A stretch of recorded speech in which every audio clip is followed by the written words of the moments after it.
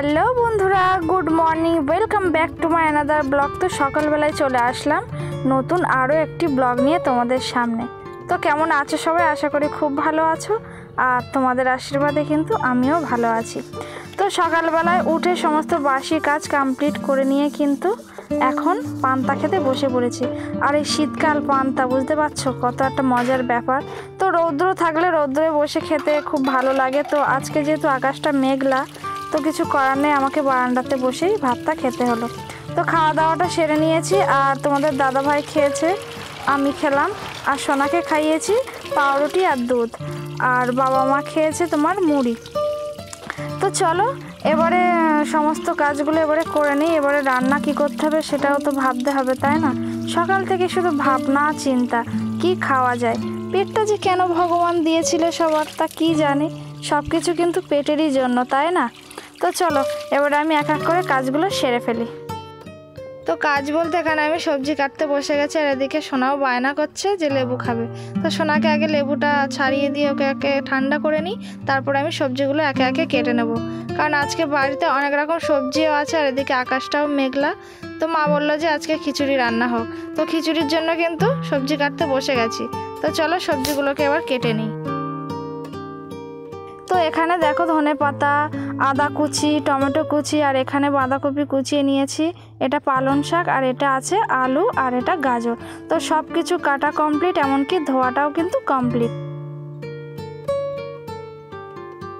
একেবারে তৈরি হয়ে গেল পাঁচমিশালি সবজি দিয়ে খিচুড়ি ভোগ। তো রান্না বান্না একদম কমপ্লিট, আর এবারে কিন্তু খাওয়া দাওয়াটা সেরে নিতে হবে। তো দেখো বারান্দাতে আমরা সবাই বসেও পড়েছিলাম, তো আমি তোমাদের দেখানোর জন্য কিন্তু একটু উঠেও আসলাম, কারণ আকাশের ওয়েদারটাও ভালো না, ঝিরঝির করে বৃষ্টি পড়ছে। আর তোমরা বুঝতে পারবে না জানি, ক্যামেরায় বৃষ্টি ধরাও যাবে না।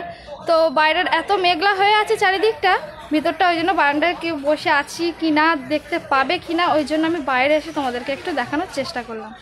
তো আবহাওয়ার জন্য লাইটটাও জ্বেলে দিয়ে খেতে বসতে হয়েছে, কারণ ভালোই মেঘলা আকাশ, চারিদিক অন্ধকার। তো চলো খাওয়া দাওয়াটা সেরে নিই। আর দেখো হাঁড়ি ধরে কিন্তু খেতে বসে পড়েছি। তো চলো সোনা ভিতরে, সোনাকে খাওয়াচ্ছিলাম, সোনাকেও খাইয়ে নিই, এবার আমরাও সবাই একসাথে খাওয়া দাওয়াটা সেরে নিই, সঙ্গে থেকো। তো আকাশ মেঘলা থাকলে কারি না ভালো লাগে, তাই না, গরম গরম খিচুড়ি খেতে। তো এখানে খিচুড়ি খেতে বসে পড়েছি কিন্তু কবজি ডুবিয়ে। তো চলো খাওয়া দাওয়াটা করে নিই। আর এদিকে ঝিরঝির করে বৃষ্টি পড়েই যাচ্ছে। তো মাটির উনুন বুঝতেই পারছো, ঢেকে না দিলে আবার পরের দিন রান্না করতে সমস্যা হয়ে যাবে। তো আমি তাড়াতাড়ি করে খাওয়া দাওয়াটা সেরে নিয়ে কিন্তু উনুনগুলোকে আগে ঢেকে দিলাম। তো খাওয়া দাওয়া কমপ্লিট করে চলে আসলাম বিছানায়। তো বুঝতে পারছো মশারিটা টাঙিয়ে নিয়েছি, কারণ এখন যেহেতু বাইরে বৃষ্টি হচ্ছে, আর মশাও কিন্তু থাকতে পারে, তাই না? তো মশা যাতে না লাগে তার জন্য কিন্তু মশারিটাও টাঙিয়ে নেওয়া। তো বাইরের ওয়েদারটা তো নরম, তোমাদেরকে তো দেখিয়ে দিলাম যে ঝিরঝির করে বৃষ্টি পড়ছে।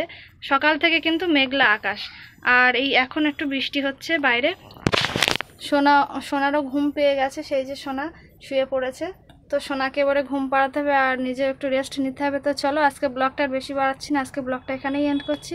দেখা হচ্ছে নতুন আরেকটি ব্লগে তোমাদের সঙ্গে। ততক্ষণে সুস্থ থেকো, ভালো থেকো, টাটা।